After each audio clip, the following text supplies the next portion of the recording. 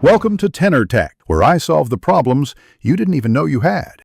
You begin by verifying essentials. Make sure your modem is running and your ISP account is active, and locate any PPPoE credentials.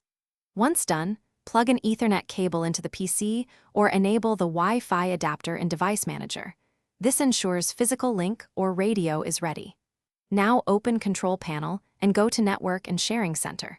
From there, you will click Set up a new connection or network to start creating the broadband link. Next, choose Connect to the Internet and select Broadband, PPPoE, if your ISP uses username/password authentication. Otherwise, select the appropriate option for DHCP.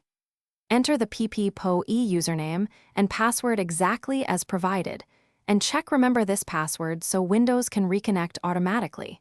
This step authenticates you with the ISP. Name the connection something clear and choose whether to create a desktop shortcut or allow other users to use it. Then click Connect. Finally, verify the connection status in Network and Sharing Center. It should show connected and display an IP4 address assigned by the ISP. If you don't get internet, power cycle the modem and router, check Ethernet cables, and re-enter the PPPoE credentials to rule out typos. If problems persist, run Windows Network Troubleshooter and try command prompts.